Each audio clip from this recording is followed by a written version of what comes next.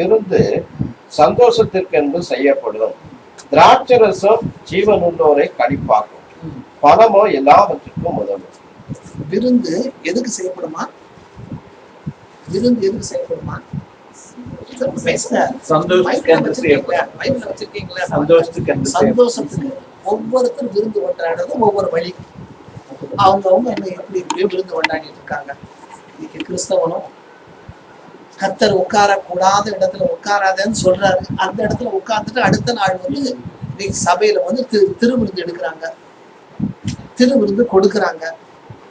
கத்தர் அந்த விருந்தை குறித்து கத்தர் பேசவே இல்லை. நம்ம வேதத்தின் பிரகாரம் பார்த்தோம்னா நிறைய விருந்துகள் இருக்கு, ஏகப்பட்ட விருந்துகள் இருக்கு. ஒவ்வொரு விருந்துக்கும் ஒரு அடையாளம், ஒரு அர்த்தம் உண்டு. ஆனா பாருங்க, இந்த விருந்து எதுக்கு செய்யப்படுமா? என்ன செய்யப்படும்? வாசிக்க தெரியுமா? விருந்து சந்தோஷத்துக்கென்று செய்யப்படும். ஆனா சில நேரங்களில சில விருந்துகளுக்கு வெவ்வேறு அர்த்தம் உண்டு. ஆகல சில விருந்துகளை வேதத்தின்படி நாம் பார்க்கிற வேளையில சில காரியங்களை உங்களுக்கு நான் சொல்கிறேன். முதல் விருந்து தானியேல் 5ஆம் அதிகாரம் 1ஆம் வசனம். தானியேல் 5ஆம் அதிகாரம் 1ஆம் வசனம். பெல்சாத்சார் திராட்சரசத்தை ருசித்துக் கொண்டிருக்கையில் திராட்சை ரசத்தை குடித்து ருசித்துக் கொண்டிருக்கையில் அவன் தன் தகப்பனாகிய நேபுகாத்நேச்சார் எருசலேம் தேவாலயத்திலிருந்து கொண்டு வந்த பொன் வெள்ளி பாத்திரங்களில் ராஜாவாகிய தானும் தன் பிரபுக்களும் தன் மனைவிகளும் தன் வைப்பாட்டிகளும் குளிக்கிறதற்காக அவைகளை கொண்டு வரும்படி கட்டளையிட்டார். நம்ம நினைச்சுக்கிட்டு இருக்கோம் விருந்தெல்லாம் சந்தோஷம், அப்படித்தானே பைபிள் படிச்சோம். ஆனா ஒவ்வொரு விருந்துக்கும் ஒரு அர்த்தம் உண்டு.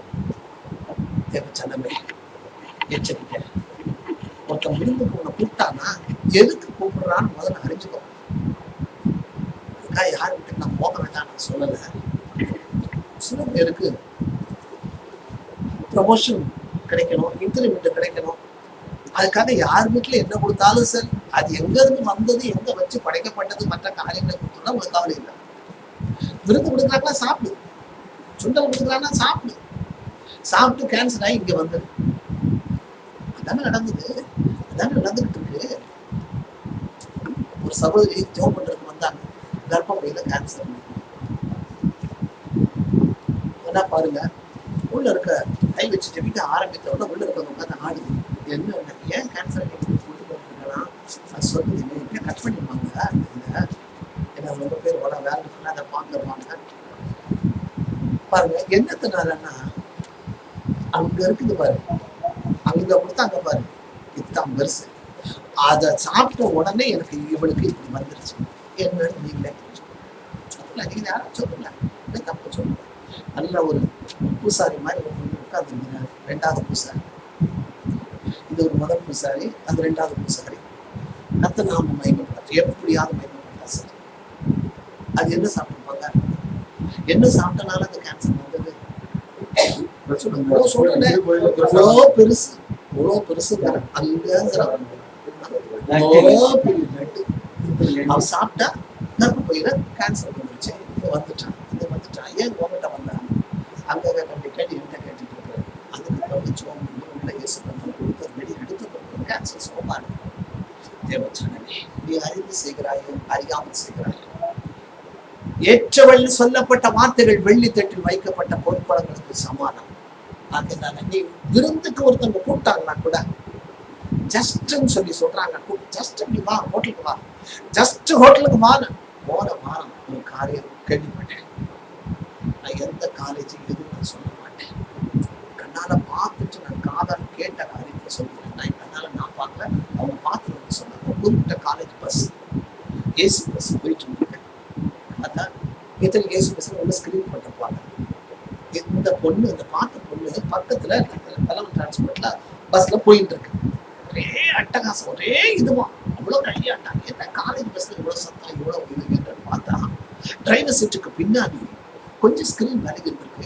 ஒரு பெண் நேக்கட்டா, ஒரு வாலிபர் நேக்கட்டா நின்று ஆடி பயங்கர எல்லாரும் சத்தம் போட்டு இருக்காங்க. ஜஸ்ட் லைக் ஒரு ஃபீஸ்ட், ஒரு விருந்து மாதிரி. பார்த்துட்டு பலவன் டிரான்ஸ்போர்ட்ல இருந்து கத்துறாங்க. டிரைவர் வண்டி எடுத்து அவன் மாட்டுக்கு வேகமா ஐந்திருக்கு, அவனும் உடனே இல்லாம அந்த காரியத்தை இருக்காங்க. அந்த நேரம் அவங்களுக்கு அது ஒரு விருந்தாய் காணப்பட்டிருக்கு. தேவ ஜனமே எச்சரிக்கை, ஆவியான சொல்லுகிறதை காதுலவன் எச்சரிக்கை. எதுல யார் உன்னை விருந்துக்கு கூப்பிடுறாங்களோ நீ போ.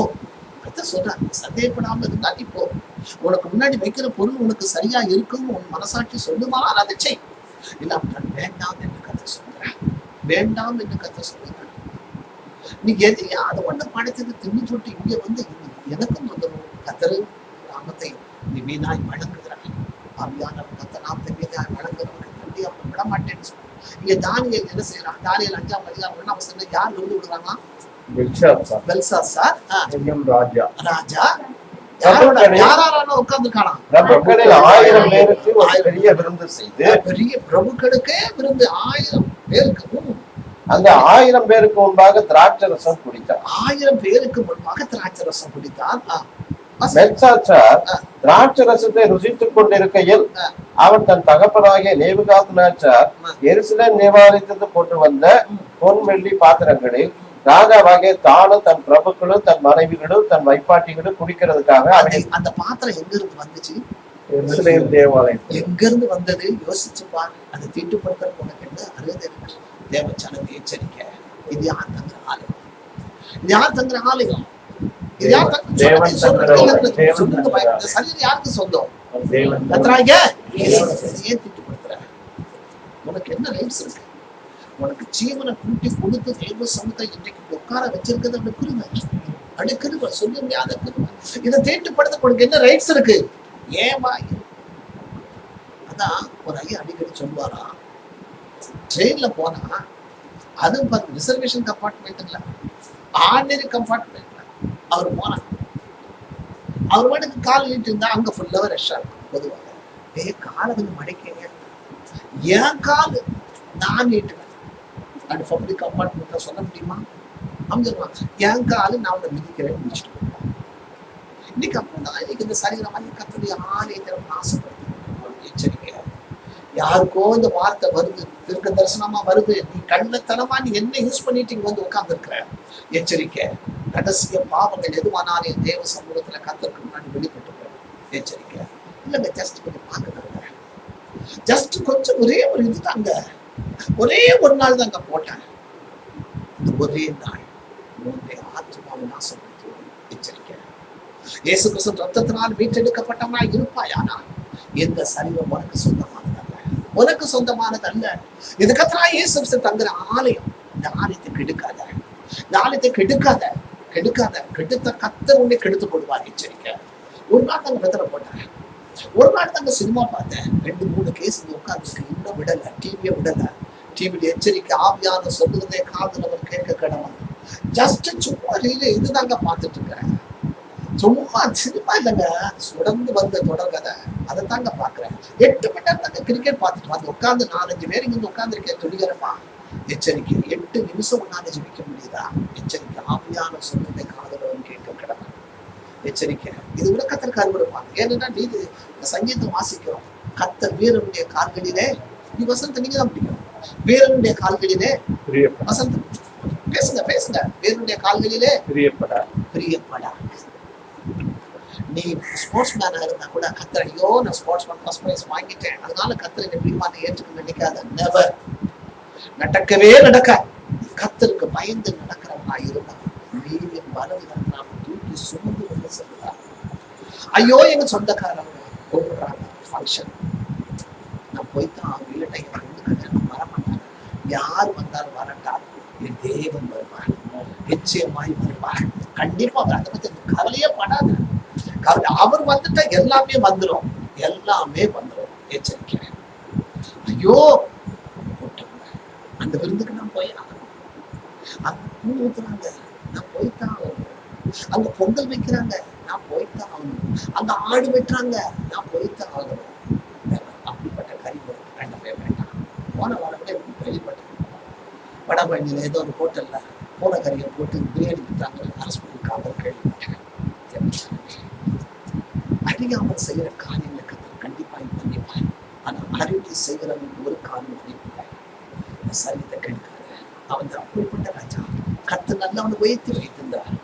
எருசலேம் தேவாலயத்திலிருந்து எடுத்துட்டு வந்த பாத்திரத்தை அதுல திராட்சை ரசத்தை ஊற்றி எத்தனை பேர் சாப்பிட்டாங்கன்னா 1000 பேர் மாத்திரமல்ல, வேற யாரு? பிரபுக்களில் 1000 பேருக்கு ஒரு பெரிய விருந்து செய்து அந்த 1000 பேருக்கு முன்பாக திராட்சரசம் குடித்தான். பெல்ஷாத்சார் திராட்சரசத்தை ருசித்துக் கொண்டிருக்கையில், அப்பதான் அங்க கர்த்தருக்கு தெரியுங்க, எங்க உனக்கு தட்டணும்னு தெரியும். நீ நல்லா ஃபுல்லா இருக்கிறப்பதான் தட்டுவாரு. ஃபுல்லா மதிமயங்கி உட்கார்ந்து இருப்ப பாத்தியா, அப்பதான் தட்டுவாரு. கொஞ்ச நேரம் அது வரைக்கும் காத்தாடி நூல் விடுற மாதிரி விட்டுதான் இருக்கிறார். அந்த காத்தாடி நூல் இருக்கிறவங்க தான் மேல பாருங்க, கரெக்டா ஒரு சர்டன் லிமிட். அதுக்கப்புறம் சுண்டி எடுத்தாங்கன்னா காத்தாடி கிழிஞ்சு போயிடும். அப்படிதான் கதை செய்வார். ருசித்துக் கொண்டிருக்கையில் அவர் தன் தகப்பனாகிய நேபுகாத்நேச்சார் எருசலேம் தேவாலயத்திற்கு கொண்டு வந்த பொன் வெள்ளி பாத்திரங்களில் ராஜாவாகிய தானும் தன் பிரபுக்களும் தன் மனைவிகளும் தன் வைப்பாட்டிகளும் குடிக்கிறதற்காக அவைகளை கொண்டு வரும்படி கட்டளையிட்டா. அந்த நேரம் என்ன நடக்குது? அப்பொழுது எருசலேமில் உள்ள தேவனுடைய வீடாகிய ஆலயத்திலிருந்து எடுக்கப்பட்ட பொற்பாத்திரங்களை கொண்டு வந்தார்கள். அவைகளில் ராஜாவும் அவனுடைய பிரபுக்களும் அவனுடைய மனைவிகளும் அவனுடைய வைப்பாட்டிகளும் குடித்தார்கள். அவர்கள் திராட்சரசம் குடித்து பொன்னும் வெள்ளியும் வெண்கலம் இரும்பும் மரமும் கதுமாகிய தேவர்களை புகழ்ந்தார்கள். அந்நேரத்திலே முக்கியம், இந்த பைபிள் அந்நேரம் அண்டர்லைன் பண்ணுங்க, அதை மட்டும் அண்டர்லைன் பண்ணுங்க. இப்படி சில காரியங்களை அண்டர்லைன் பண்ண வேண்டிய வார்த்தை சிம்பிள் வேர்டு. ஆனாலும் ஆகையால் அப்படியே அந்நாளில் தானே, ஆகையா அந்நேரம் தானே, அதெல்லாம் பைபிள்ல நல்லா ரவுண்ட் பண்ணி வைக்க வேண்டிய நேரம். அங்க என்ன நடந்தது, அந்த நேரத்தில் என்ன நடந்தது, அதுதான் முக்கியம். எப்போ நான் செய்தி கொடுத்து கொண்டிருக்க இந்த வேளையிலே கர்த்தருடைய ரகசிய வர்க்கம் வந்துருச்சுன்னா உன் நிலைமை இல்லை. யோசிச்சு பாருங்க. உள்ள வந்தாங்க, எனக்கு ஃபேன் லைட் மட்டும் போயிட்டு இருக்கு, உள்ள கூட யாரையுமே காணும். என்னாச்சு? எல்லாம் மறந்து போயிட்டாங்க. அப்படி ஒரு நேரம் வரக்கூடாதுங்க. அந்த நேரத்தை வயசு வாங்கிங்க, அந்த நேரத்தை வாங்கிட்டு. கிறிஸ்தவனுக்கு இன்னைக்கு கொஞ்சம் கூட தெய்வ பயம் இல்லை. கிறிஸ்தவனுக்கு பயமே இல்லை. திட்டம் தெளிவா சொல்றேன். ஊழியக்காரனுக்கு பயம் இல்லை. ஆமா, எப்படியோ காணிக்கை வந்தா போதும். காணிக்கை எங்களுக்கு வேணுதாங்க. காணிக்கை எங்களுக்கு வேணும். பணம் இல்லாம எங்களால இருந்துச்சு, நாங்க விசுவாசம் ஒழியும். ஒவ்வொரு பைசாவும் கர்த்தருடைய சமூகத்துல வச்சு இன்னைக்கு நாங்க ஒவ்வொரு காரியத்தை நாங்க இது பண்ணிட்டு இருக்கோம். கர்த்தர் ஒருவர் அறிவார். எந்த காரியம் மற்ற எந்த காரியம் எல்லாவற்றையும் அவரை நோக்கி பார்த்து கொண்டிருக்கிறோம். எச்சரிக்கை, எப்படியாவது சத்தியம் போகணும். எப்படியாவது இங்க வருகிற ஒருத்தர் கூட நடந்து போயிடக்கூடாது. எல்லாரும் ராவும் பலனும் 12 மணியோ 10 மணி பெருமைக்காக கத்த நாம மகிமைக்காக சொல்றோம். நேற்று இரவு திரும்ப படுக்கிறப்போ திரும்ப 4 மணிக்கு எழுந்திரிச்சு குடிச்சிட்டு உட்கார்ந்துருக்கிறேன். அவ்வளவு சரித்திர பழகணும். ஆனாலும் சரி, எப்படியோ நீங்கள் பார்க்க நான் இங்க உங்க முகமாமா நான் பார்க்கிறபடி நான் காக்கிற சம்பந்தத்தில் அந்நேரத்திலே மனுஷ கைவிரல்கள் தோன்றி விளக்குக்கு எதிராக ராஜ அரமனையில் சாந்து பூசப்பட்ட சுவரிலே எழுதிற்று. என்ன எழுதிச்சு? எழுதின அந்த கையிருப்பை ராஜா கண்டா. அப்பொழுது ராஜாவின் முகம் வேறுபட்டது. அவனுடைய நினைவுகள் அவனை கலங்க பண்ணினது. அவனுடைய இடுப்பின் கட்டுகள் தளர்ந்தது. மனுஷனுக்கு எதிர ஒரு இருக்கிற உறுப்புகள்ல ஒரு முக்கியமான உறுப்பே மனுஷனுக்கு அதுதாங்க. என்னது? இடுப்பு. அது கட்டு தளர்ந்து போச்சுன்னா நீ ஒண்ணுத்துக்கு உதவாத நடக்கணும். எச்சரிக்கை, இடுப்பை சரி பண்ணிக்கோ. இடுப்பை சரி பண்ணிக்கோ. இன்னைக்கு எல்லாத்தையும் ஒழிச்சு வைக்கிற இடம்லாம் அங்கதான். எச்சரிக்கை, இடுப்பை சரி பண்ணிக்கோ. வேத வசனம் திட்டமும் தெளிவாச்சு. ஒரு எழுத்து கூட அபமாய் போகாது. என் தேவன் எழுதுற பட்சத்தை ஆவியார் எழுதுற எழுத்துக்கள் அத்தனை சத்தியம். அவை நீதியுள்ளவர்களாய் இருக்கும். இடுப்பு தளர்ந்தது. அசை அவனுடைய நினைவுகள் அவனை கலங்க பண்ணினது. அவனுடைய கட்டுகள் தளர்ந்தது. அவனுடைய முழங்கால்கள் ஒன்றோடு ஒன்று மோதி கொண்டது. இடுப்பு போச்சுன்னா முழங்கால்கள் ஒன்றோடு ஒன்று மோதி கீழே தான் விளங்கும். அதனாலதான் சத்தியம் என்னும் கச்சையை உன் இடுப்பிலே கட்டி கொண்டவராய் வேதவசனம் சொன்னது. சத்தியம் என்னும் கச்சை எது? சத்தியம் எது?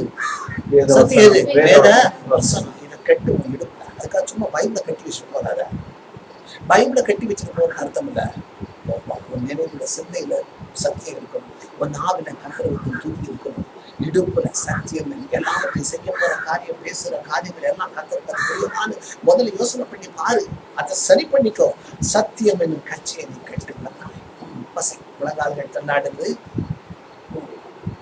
ராஜா உரத்த சத்தமிட்டு கல்தேயரையும் ஜோசியரை கல்தேரி குறி சொல்லுகிறவர்களையும் உள்ளே அழைத்து வரும்படி சொன்னார்.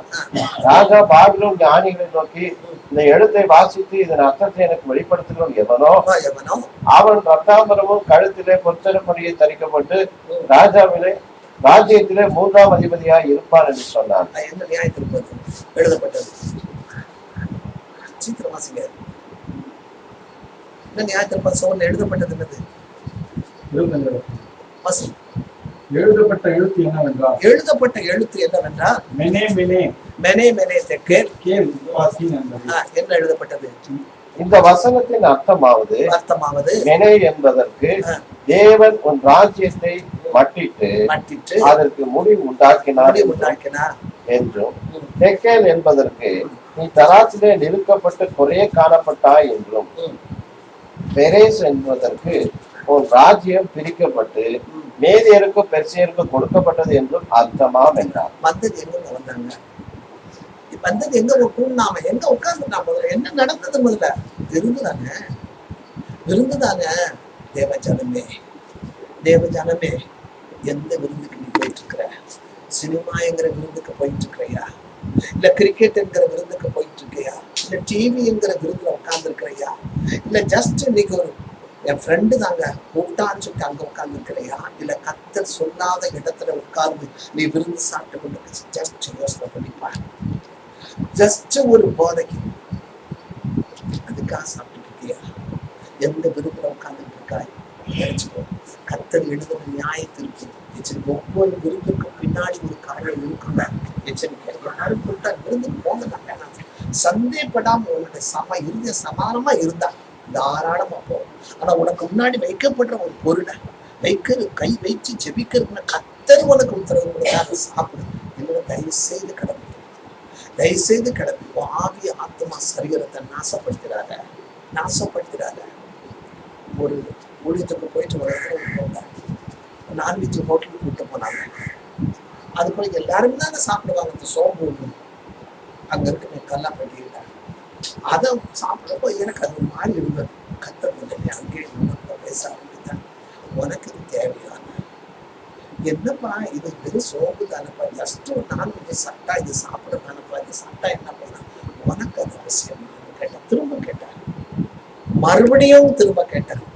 சரிப்பா, உமக்கு பிரியம் இல்லைன்னா நான் இந்த பொருளை நான் சாப்பிடுறேன். உமக்கு பிரியம் இல்லைன்னா அதை விட்டுறேன். அன்றைக்கு அந்த பொருள் நான் சாப்பிடுவதை நான் விட்டுட்டேன். அது வேண்டாம். கத்திற்கு பிரியம் இல்லை. ஏன்னா அந்த சரீரம் அவர் தந்த ஆலயத்தை தீட்டுப்படுத்துறாங்க. அவருக்கு பிடிக்கலன்னா எனக்கு பிடிக்கல. ஏனென்றால் வேதவசனம் இப்படியாக சொல்லுகிறது. ஓசியா எழுதின புத்தகம் 2ஆம் அதிகாரம் 9ஆம் வசனம். ஓசியா ஆதலால் நான் என் தானியத்தை அதன் காலத்திலும் என் திராட்சை ரசத்தை அதன் காலத்திலும் 2ஆம் அதிகாரம் 10ஆம் வசனமா 9 அவளுடைய எல்லா மகிழ்ச்சியும் 16 அக்காலத்திலே நீ என்னை இனி பாகால் என்று சொல்லாமல் ஈசி என்று சொல்லுவாய் என்று பாகாலி என்றால் ஆண்டவனே அர்த்தம். ஈசி என்றால் புருஷன் அர்த்தம். ஏன்னா ஒரு கணவன் ஒரு மனைவி ஒரு கணவனை சொல்லுக்கு கட்டுப்பட்ட ஆகும். அப்படி ஆனா கத்தர் அந்நேரம் என்னோடு நான் பேசும் பொழுது நீ என் கணவனா இருக்கிற, நீ என்ன ஈஸியா இருக்கு, நான் இந்த மனவாட்டி, நீ என்ன மனவாடி. அப்போ மனவாளம் ஒரு காரியத்தை சொல்றப்போ நம்ம கீழ்ப்படிக்கிறது நம்முடைய பொறுப்பு. அங்கேயே ஒட்டு பிரியனா அந்த சோர்வு மக்கள் நான் சாப்பிட பிரியல விட்டுடுங்க, நான் சாப்பிடுறேன். இப்படி ஒவ்வொரு காரியத்தை கத்தர். எனக்கு திராட்சை பழம் தான் ரொம்ப பிடிக்கும். திராட்சை பழம் ஒரு நாள் வாங்கிட்டு இருக்க கத்தர் சொல்லுங்க, ஒரு நசரையே வேறதான் இருக்கிறவங்க திராட்சை பழத்தை சாப்பிடக்கூடாது. உனக்கு அது அவசியமா? உனக்கு அது தேவையான? அன்றைக்கு இந்த திராட்சை பழத்தை இருக்கிறது ஆயிடுச்சு. 9 வருஷம் ஆயிடுச்சு. அது தொடர்ந்து ஒரே இதுக்கு மட்டும் அளவு திராட்சை ரசம் சாப்பிடுறது.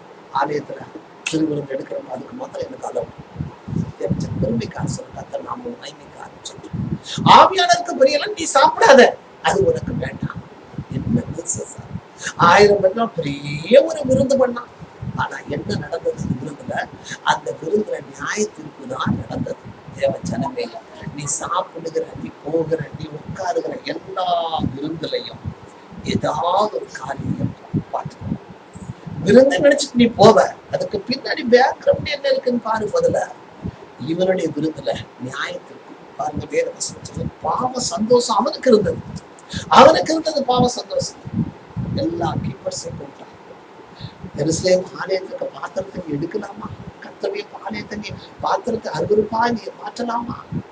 இவன் நேரம் ரொம்ப மெய் மறந்து 1000 பேர்களுக்கு முன்னாடி மனைவிமார்களுடன் அவன் வைப்பாட்டிகளோடு சேர்ந்து குடிச்சு கொண்டிருக்க நேரம் தான் சுவர்ல கை உறுப்பு எழுதுறது. தேவ ஜனமே, இன்னொருவங்களோட நான் பேசிக் கொண்டிருக்கிற வேளையிலே ஆவியானவர் நான் பேசுறத மாத்திரம் அவர் எழுதல, யார் இருதயத்துல என்னென்ன இருக்குங்கிறத ஆராய்ந்து அவர் எழுதி கொண்டிருக்கிறார். மறந்துடாதீங்க, தயவு செய்து மறந்துடாதீங்க.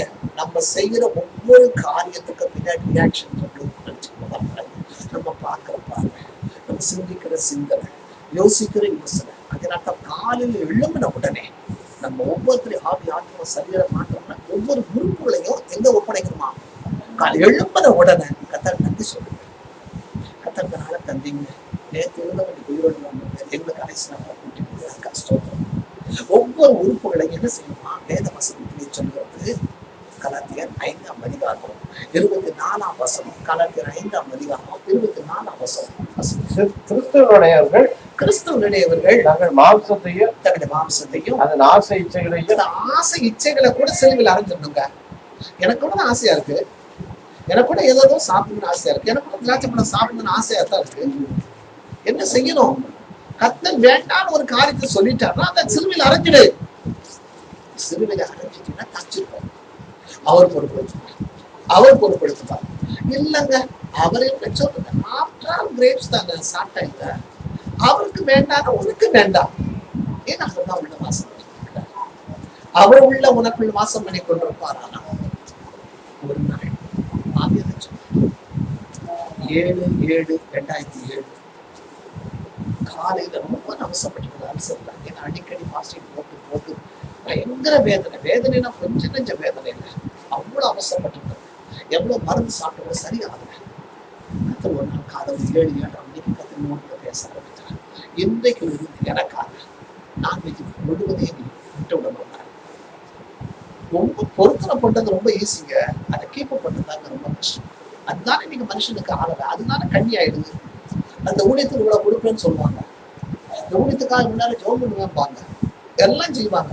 ஆனா கொஞ்சம் நாள்ல எல்லாம் வேலை கிடைச்சா ஃபர்ஸ்ட் மாசம் சம்பளம் கத்தருக்கு, அடுத்த மாசம் தசம பாகம் கத்தருக்கு, 2 மாசம் ஆயிருக்கு, 3ஆம் மாசம் இருக்கு, 4ஆம் மாசம் ஃபர்ஸ்ட் மாசம் சம்பளம் வாங்கின பழத்தை வச்சுட்டு இந்த முழு பணத்தையும் கொடுத்து போட்டு நம்ம என்ன பண்றது?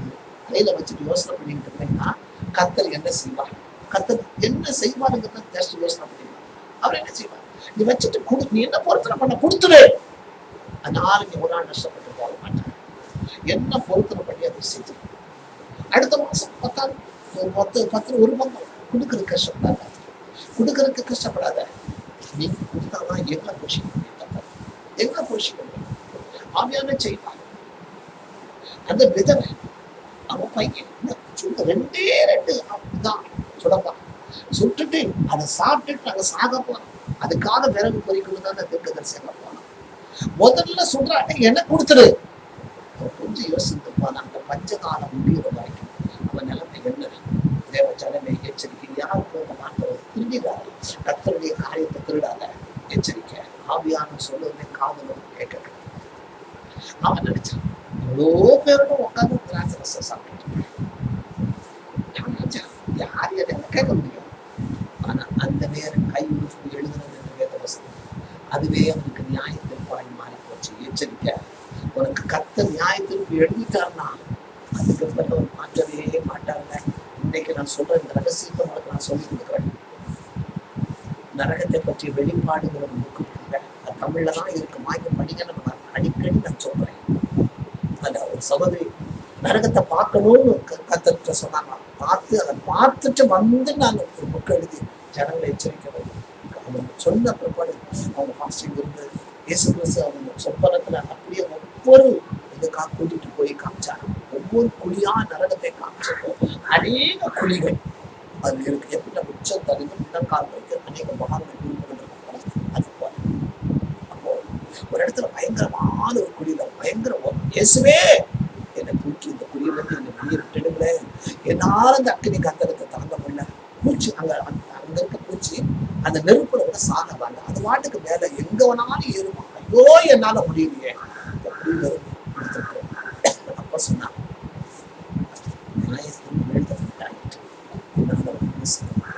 என்ன செஞ்சாங்க, என்ன நடந்தது? ஊழியத்துக்கு கூப்பிட்டுருக்காங்க. இன்னொரு குழியில பார்த்தா ஊழியம் செஞ்சுட்டு இருந்தவங்க ஆத்ம பலத்துக்காக ஊழியத்தை விட்டுட்டு திரும்ப ஓடிட்டாங்க. இன்னொரு குழிக்கு போனா கத்தருக்கு வரமான மந்திரத்துக்கு மாயத்துக்கு முகத்துக்கு போனவங்க குழியில கிடக்குறாங்க. கத்தாவே நான் செய்த தவறு நோக்கி விட்டுடுங்க, நான் திரும்ப போய் கத்த சித்தத்தை நிறைவேற்றிட்டு வந்தேன். இல்ல, நியாயத்திற்கு எழுதப்பட்டாயிற்று. தேவ ஜனமே, உனக்கு நியாயத்திற்கு நீ பூமியில வாழ்கிற நாட்களிலே எழுதப்படும்படி நீ விட்டுடாத, தயவு செய்து விட்டுடாத. இந்த நாள் கர்த்தருடைய எச்சரிக்கிறார். அவர் என்ன சொல்றாரு நம்ம கீழ்ப்படிஞ்சிருவோம். கீழ்ப்படிஞ்சா கண்டிப்பா மேல் படிக்க கண்டிப்பா நமக்கு. அவன் நினைச்சா ஒண்ணும் நடக்காது, யாரு என்ன கேட்கக்கூடாது. ஆனா அவனுக்கு பாவ சந்தோஷம் இருந்தான். அந்த நேரம் தான் நியாயத்திற்கு கர்த்தர் விட்டார். இன்னைக்கு நமக்கு நியாயத்திற்கு எழுத விட்டுறாதீங்க, தயவு செய்து எழுத விட்டுறாதீங்க. தேவ ஜனமே கர்த்தர் எச்சரிக்கிறார். ஐயோ என்னால இந்த சில பாவத்திற்கு விடுதலை பெற முடியல. அன்னைக்கு ஒரு நாள் வரும், அன்னைக்கு நாங்க ஓடி வந்துடும். இனிமே போடுது அந்த நொடி உனக்கும் தெரியாது, எனக்கும் தெரியாது. எத்தனை பேர் நைட்டு படுக்கிறாங்க, காலையில படுக்க விட்டு எழும்ப முடியல, எழும்பல, உயிரோடு இல்லை. எத்தனையோ பேர் இறந்து போயிருக்கிறாங்க. எச்சரிக்கை ஆவியான சொல்லுவதை காதுகளும் கேட்கணும். அடுத்த விருது நம்ம பார்க்கிற வேலையிலே ஆதியாகமம் 21ஆம் அதிகாரம் 8ஆம் வசனம். ஆதியாகமம் 21ஆம் அதிகாரம் 8ஆம் வசனம். பிள்ளை வளர்ந்து பால் மறந்தது. ஈசாக்கு பால் மறந்த நாளிலே ஆபிரகாம் பெரிய விருந்து பண்ணினார். பின்பு எகிப்து தேசத்தானாகிய ஆகார் ஆபிரகாமுக்கு பெற்ற குமாரன் பரியாசம் பண்ணுவதை சாரால் கண்டு. முதல் விருந்து யாரு நடந்தது? இந்த விருந்து யாருக்கு நடந்தது? அது 21ஆம் அதிகாரம் 8ஆம் வசனம். ஆதியாகமம் 21:8. யாருக்கு நடந்தது இந்த விருந்து? வாசி திருப்பி. பிள்ளை வளர்ந்து பால் மறந்தது. ஈசாக்கு. அவன் எப்படி பெறப்பட்டான்? ஈசாக்குக்கும் இஸ்மவேலுக்கு என்ன டிஃபரெண்ட்? இப்படி கேட்கிறேன். ஈசாக்குக்கு இஸ்மவேலுக்கு என்ன டிஃபரெண்ட்? ஈசாக்கு மூலியமா இஸ்ரவேலர்லாம் வந்தாங்க. இஸ்ரவேல் மூலியமா முஸ்லிம்ஸ் வந்தாங்க. ஒரு மர்மம் இருக்கு, மர்மம் இருக்கு. அது அடிமை வெளிரங்கமான காரியம் தான். அடிமை பெண்ணின் குமாரன். சரி, இவன் வந்து வாக்குத்தத்தத்தின் பிள்ளை. அதுதான் முக்கியம். ரெண்டு ஆபிரகாமுடைய பிள்ளைதான். ஆபிரகாமுடைய பிள்ளைதான். ஆனா அந்த இஸ்மவேல் வந்து அடிமைத்தனத்தினால இன்னும் சொல்ல போனா இது அவையனுக்கு சித்தமாது. அது ஆவியானவருக்கு சித்தம் இல்லாதபடி தன்னுடைய மனைவியினுடைய வார்த்தையை கேட்டு இன்னைக்கு அநேக புருஷர்கள் நம்மளுக்கு வர மாதிரி இப்படிப்பட்டவங்க. ஆனா இந்த ஈசாக்கை இவன் பெறுவதற்கு எத்தனை வருஷம் காத்திருந்தான்? 100 வருஷம். சரியா சொல்ற எத்தனை வருஷம்?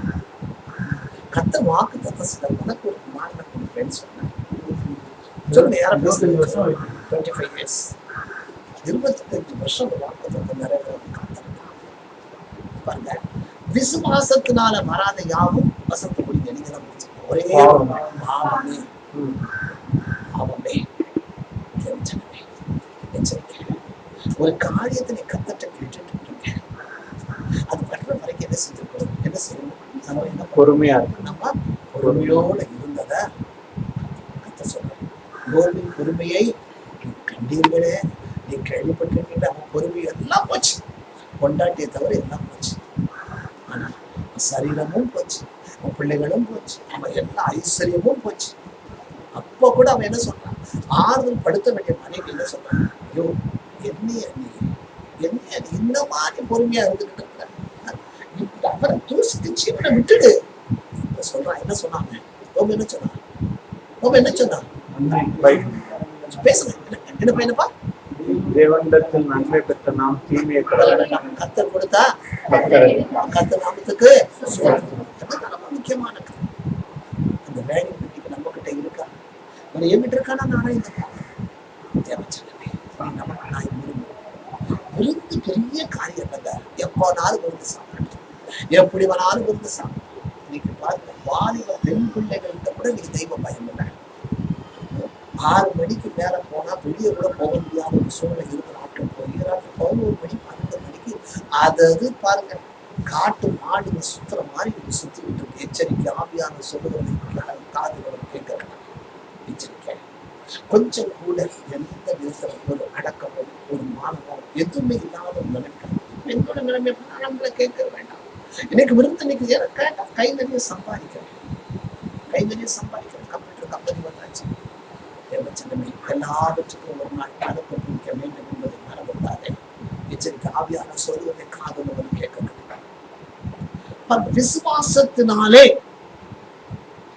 அவன் பெற்ற பிள்ளைக்கு மாத்திரம்தான் இது நடந்தது. அது 21ஆம் அதிகாரம் 8ஆம் வசனம். பிள்ளை வளர்ந்து பால் மறந்தது.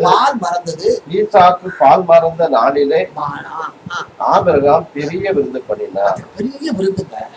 விசுவாசத்தினால நீ காத்திருக்குது, நீ பெற்றுக்கொள்ளுகிற அன்னைக்கு தாங்க ஒரு பெரிய விருந்து இருக்கு. ஆனால் இஸ்மவேலுக்கோ அந்த விருந்து கொடுக்கப்படவில்லை. ரெண்டையும் டிஃபரெண்டா பாரு. எச்சரிக்கை. நீ விசுவாசத்தினால ஒரு காரியத்தை நீ கத்துற சமூகத்துல காத்திருந்து நீ பெற்றுக்கொள்வாயான அன்றைக்கு இருக்கிற ஒரு சந்தோஷம் இருக்கு. பாத்தீங்களா?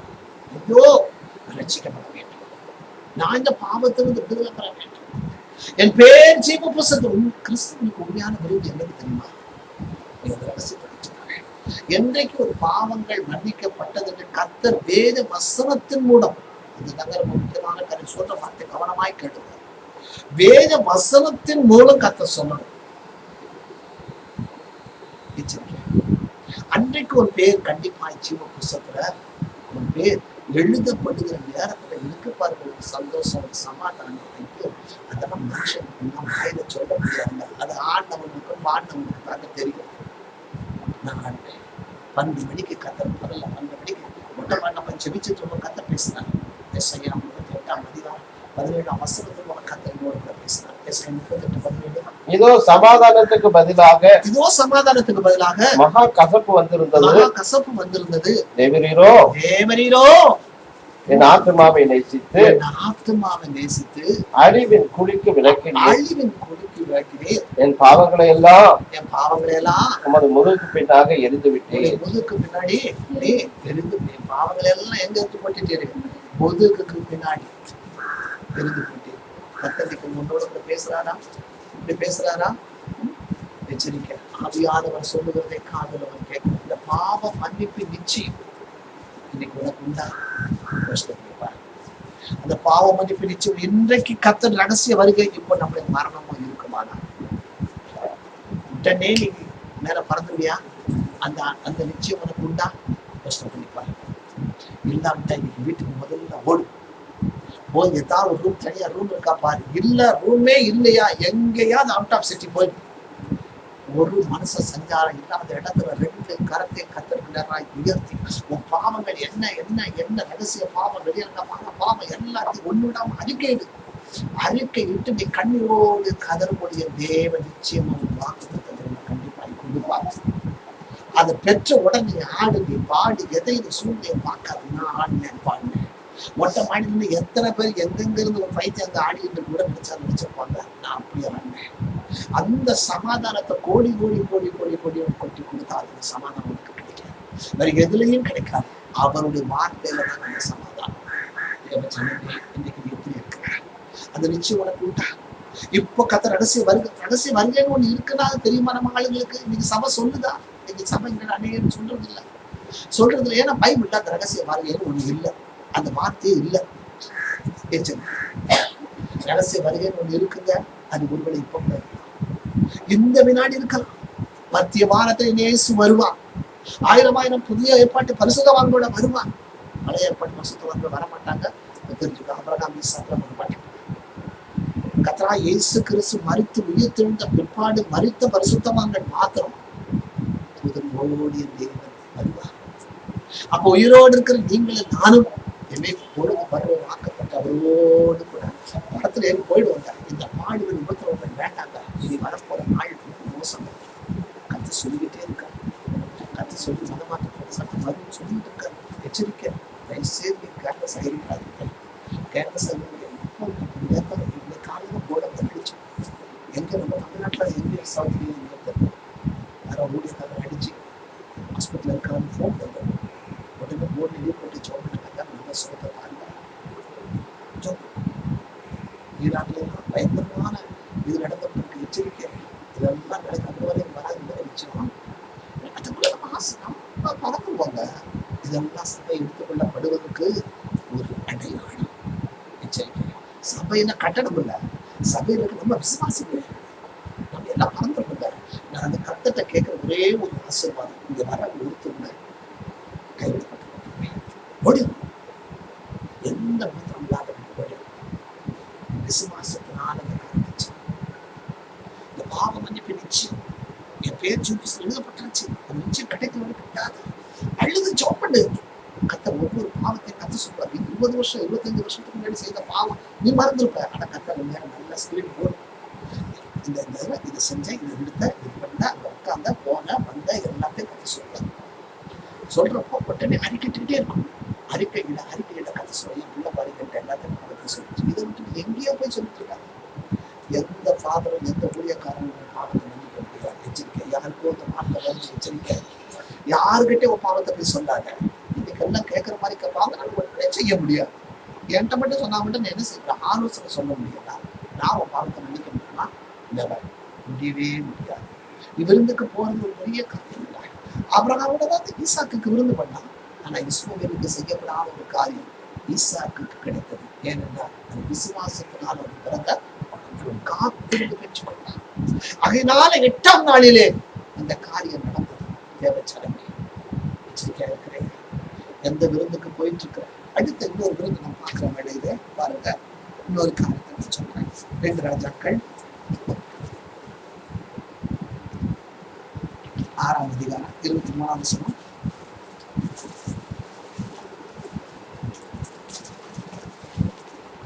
அப்பொழுது அவர்களுக்கு பெரிய விருந்து பண்ணி அவர்கள் புசித்து கொடுத்த பின்பு அவரை அனுப்பிவிட்டார். அவர்கள் தங்கள் ஆண்டவரிடத்தில் போய்விட்டார்கள். சீரியரின் தண்டுகள் இஸ்ரவேல் தேசத்திலே அப்புறம் வரவில்லை. வந்தவங்க யாரு? ஒரு சத்துரு. இப்ப மீட்டிங் நடந்துட்டு இப்ப நம்ம உட்கார்ந்து யாரோ ஒருத்தவங்க நமக்கு ஆப்போசிட். அதுலயும் எவ்வளோ ஒருத்தர் வந்து தண்ணி வச்சுக்கோங்க. நீயே எங்களை எத்தனை பேர் இது பண்ணிட்டு வந்திருக்க, உனக்கே தண்ணி நீங்க செய்யாத தீர்க்கதரிசி சொன்னாங்க. அந்த சத்துரு தேடி வீட்டை தேடி வந்திருக்காங்க. கவலைப்படாங்க. அவங்களுக்கு என்ன கொடுக்கணுமோ கொடுத்தோன்னா ஒருவேளை பக்கத்து வீட்டுக்காரங்க உங்கள்கிட்ட சண்டையே போட்டோம். இதுல ஒரு சொந்தக்காரங்களே சண்டை போட்டு வந்திருக்காங்க. இவ்வளவு நீ பேசாம இருந்த, இன்னைக்கு நீ இயேசுவை அறிய ஆரம்பிச்சுட்ட. அவங்க ஏதோ ஒரு ஆள்ல ஏதோ ஒரு உதவி கேட்கறாங்க. இல்ல நீ ரோட்ல போயிட்டு இருக்கப்போ ஏதோ ஒரு காரியம் நடக்குது. அவங்க கீழே விழுந்து கிடக்குறாங்க. அவங்க அடிபட்டு கிடக்குறாங்க.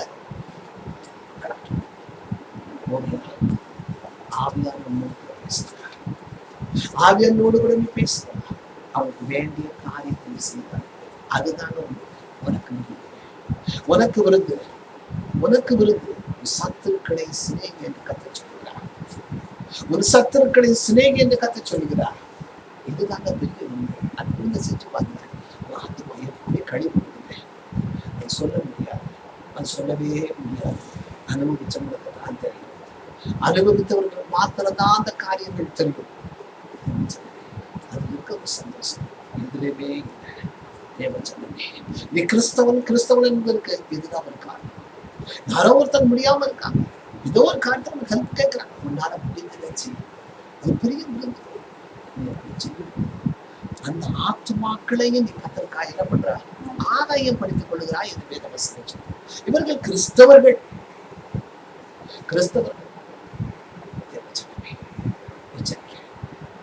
இன்னைக்கு நம்முடைய நிலைமை குணநலம் மாறும். விருந்துக்கு போறது ஒரு பெரிய காரியம் இல்லை. விருந்துக்கு போறது ஒருத்தர் பிரியப்படி நீ ஏன் வீட்டுக்கு வரப்பட்ட அவங்க வீட்டுக்கு வரக்கூடாது. நோக்கம் என்ன? அந்நேரம் என்ன காரியம் நடந்துகிட்டு இருக்கு? எதுக்காக நீங்க விருந்துக்கு போறீங்க? ஒருவேளை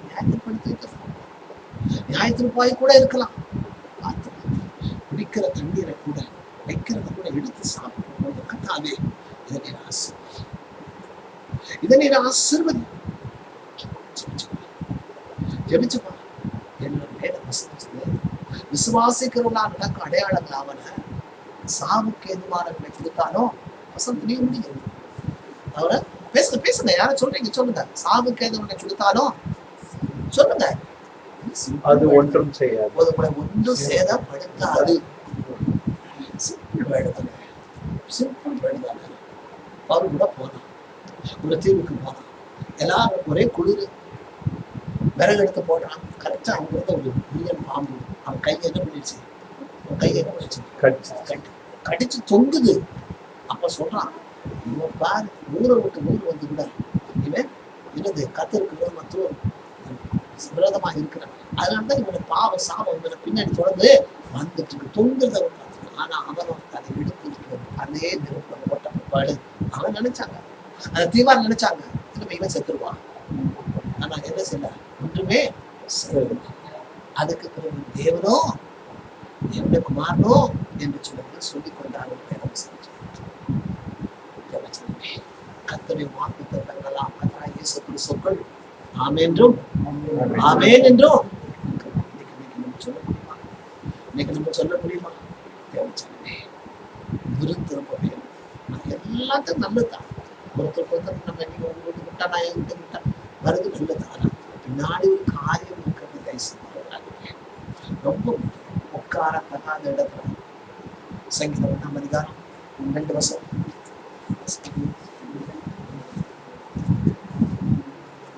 துன்மார்களுடைய ஆலோசனை நடுவாமலும் பாவியுடைய வழியில் இல்லாமலும் பரியாசக்கார் உட்கார்ந்த இடத்தில் உட்காராமலும் கர்த்தருடைய வேதத்தில் பிரியமாயிருந்து இரவு பகலும் அவருடைய வேதத்தில் தியானமா இருக்க மனுஷன் மனுஷன் கர்த்தர் கொடுக்காத ஒரு ஐஸ்வர்யம் கூட வேண்டாம், கர்த்தர் கொடுக்காத ஒரு காரியங்கள் கூட வேண்டாம். எத்தனையோ பிசாசு வந்து சொல்லுது, என் முதுகுல மட்டும் நீ ஏறிக்கோங்க. அது சரி, பாஸ்போர்ட்டா விஷாவா எங்க வேணாலும் போறதுக்கு இது தேவையில்லை, வந்து ஏறிக்கோ. ஒரு இடத்துல வயல இருக்குது வந்து எடுத்தாரா, அது கூட எனக்கு ஒரு விருந்து மாதிரிதான் இருக்கும் சில வேலைகள் இல்லை. ஆனா அதுக்காக நான் ஏறி போயிட முடியுமா? ஏறி போயிட முடியுமா? எச்சரிக்கை. அவன் பொய்யணும், அவன் பொய்யணும், பொய்க்கோ பிதாவுமா இருக்கிறான், பொய்க்கு பிதாவுமா இருக்கிறான். எச்சரிக்கை. யாராவது ஒருத்தர் ஒரு காரியத்தை கொடுத்தாங்கன்னா கூட அதை பேசி பாருங்க. அன்னைக்கு அந்த விருந்து மாதிரி இருக்கும். ஏன்னா உனக்கு அந்த நேரம் உனக்கு அப்படிப்பட்ட நிலைமையில இருக்கும். பார் பார், கொஞ்சம் பார். எச்சரிக்கை. ஆவியான கொடுக்கிற சில ஆலோசனைகள் சில வேளையில் கஷ்டமா தான் இருக்கும்.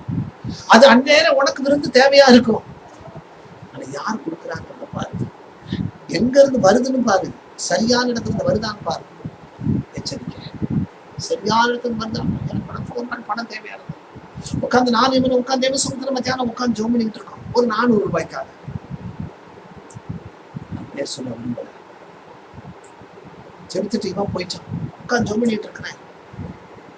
ஒரு கேடி வந்து நிற்குது, கேடிதான் நீங்க போய் நான் ஜோம் பண்ணேன் வந்து நிற்குது. ஒரு செகண்ட் என் காலில் விழுந்து வணங்குது, ஒரு செகண்ட் என் காலில் விழுந்து வணங்கு.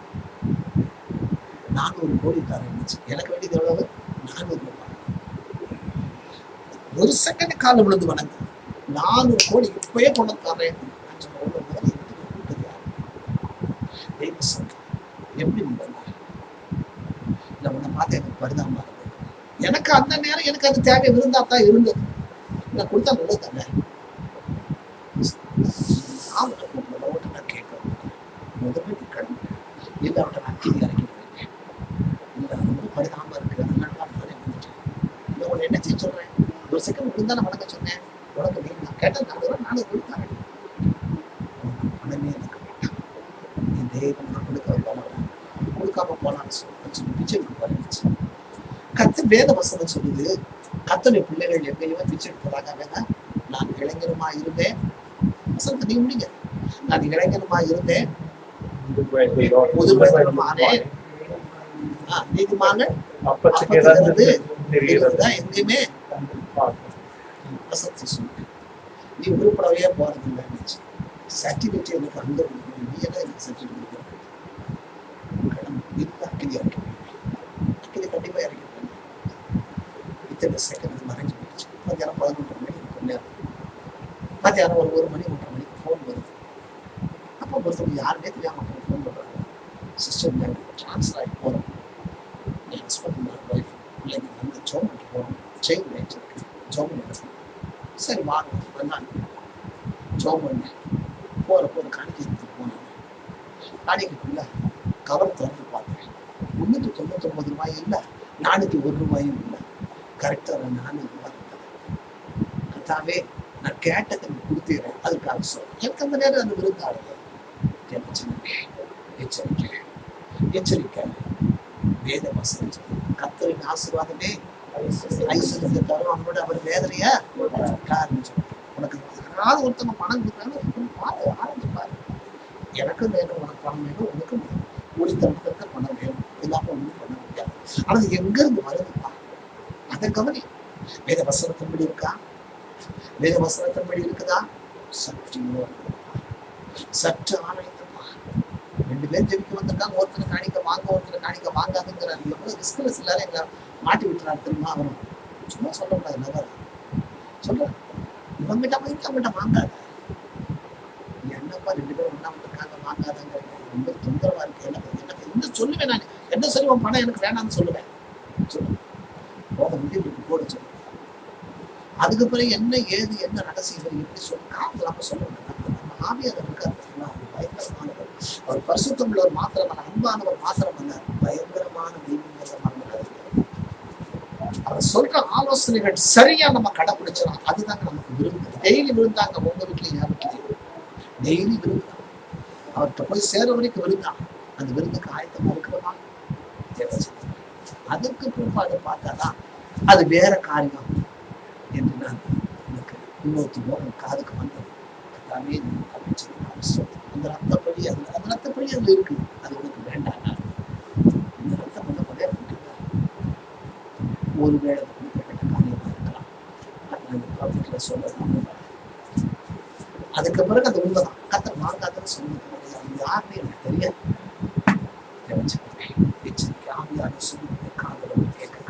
உனக்கு விருது மாதிரி இருக்கும், ரொம்ப சந்தோஷமா இருக்கும். அந்த நேரம் உனக்கு தேவையான நேரமாவும் இருக்கலாம். என்ன நடந்துகிட்டு அதை பார்ப்பா, கத்த நிச்சயம் ஒரே ஒரு சொல்லி கடைச்சு பண்ணுறேன். எஸ்எல் புஸ்தகம் 2ஆம் அதிகாரம் 18ஆம் வசனம். எஸ்எல் புஸ்தகம் 2ஆம் அதிகாரம் 18ஆம் வசனம். அப்பொழுது ராஜா தன்னுடைய எல்லா பிரபுக்களுக்கும் ஊழியக்காரருக்கும் எஸ்தர் நிமித்தம் ஒரு பெரிய விருந்து செய்து நாடுகளுக்கு சலக்கரணை உண்டாக்கி ராஜஸ்திரிக்கு தக்க வெகுமானங்களை கொடுத்தார். எஸ்தர் யாரு? அந்த அகாஸ்வரி ராஜா. எஸ்தருக்கு அகாஸ்வரி ராஜாவுக்கு என்ன சம்பந்தம்? சொல்லுங்க, பேசுங்க பேசுங்க. நம்ம ஆவிக்குரிய ஒரு பாஷை சொல்லுவேன், அஜயத்தி தான். நான் கத்தருக்கு ராஜாத்தி தான் சொல்றேன். இன்னொரு வேர்டு மணவாள. அகாஸ்வரி ராஜா யாரு? மணவாளன். எஸ்தர் யாரு? மணவாட்டிக்கு.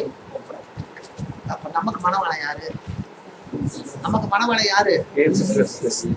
அப்ப நீங்க நான் யாரு? அந்த ஆண் என்றும் பெண் என்றும் இல்லவே இல்லை. கர்த்தருடைய ராஜ்யத்துல ஆண் என்றும் பெண் என்றும். அப்ப நீங்க நான் யாரு? மணவாட்டி. அப்போ எப்போ இந்த மணவாளனும் மணவாட்டியும் ஒன்னா சேர போறோம்? ஒரு விருந்து இருக்கேன். அதுதான் என்னன்னு சொல்ல வந்து அதை சொல்லுங்க. இப்பதான் நான் சொன்னேன். சொல்லுங்க, எப்ப மணவாளன் மணவாட்டி இப்படி மணவாட்டி அது சொல்லுங்க. இப்ப நீங்க நான் எங்க இருக்கிறோம்?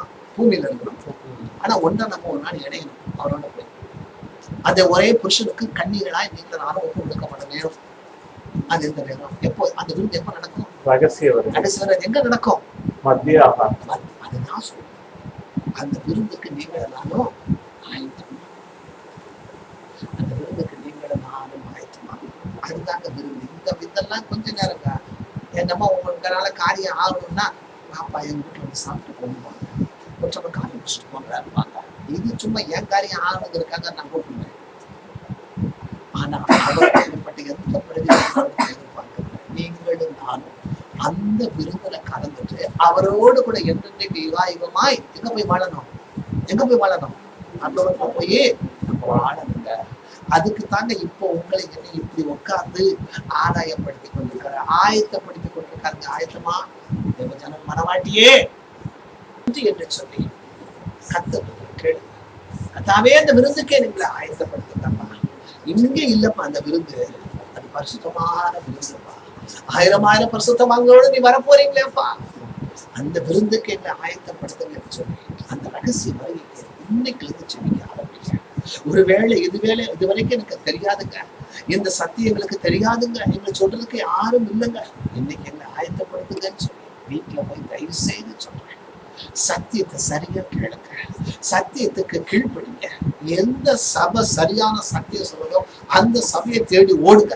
என கடைசி நாட்கள் வஞ்சிக்கப்பட்டு போயிடாதுங்க, வஞ்சிக்கப்பட்டு போயிடாதுங்க. பிதா, குமாரன், பரிசுத்த ஆவி மூன்றையும் குறித்து எந்த சபை பேசுதோ, எந்த சத்தியத்தை சபை பேசுதோ அந்த சபையில அங்கமாய் மாறுங்க. இதுவரைக்கும் ஒரு வேலை முடிக்க அரசாங்கமே நான் எடுக்கிற யாரும் இந்த கேஸ் உட்கார்ந்துருக்கு சரி பண்ணிக்கொண்ட அந்த முடுக்கிங்க அரசாங்கத்தை பெற்றுக்கொள். அடுத்தது அக்கினி அபிஷேகம் என்றால் வேத வசனம் யோவானின் சுவிசேஷம் 1:5 யோவானின் சுவிசேஷம் 1:5 இயேசு பிரதித்திரமாக ஒருவர் ஜலத்தினாலும் ஆவியினாலும் பிரபாவித்தார், தேவனுடைய ராஜ்யத்தில் பிரவேசிக்க மாட்டார். ராஜ்யத்துல பிரவேசிக்க முடியாதுங்க, அங்க போக முடியாதுங்க. அங்க போய் யுகமான விருந்து சாப்பிட நிறைய விருந்துலாம் இருக்கு. அவரோடு கூட நினைச்சு பாருங்க, அப்படிப்பட்ட ஒரு நாளை நினைச்சு பாருங்க, அந்த விருந்து எப்படி இருக்குன்னு நினைச்சு பாருங்க. ஆயத்தமாவோம், இன்னும் ஒரு கூட்டத்தை ஆயத்தப்படுத்துவோம். என் ஜனங்களை கர்த்தர் ஊழியத்தை தாங்குங்க, நீங்க காணிக்கைனால ஜெபத்தினால தாங்குங்க, அதிகமா ஊழியக்காரனுக்காக ஜெபிங்க. நிச்சயமா கர்த்தருடைய ஆசீர்வாதம் கர்த்தர் அதை செய்து ஆசீர்வாதம். பிரேயருக்கு சொல்றப்ப தயவு செஞ்சு ஜெபிக்க ஆரம்பிங்க. ஆளுக்கு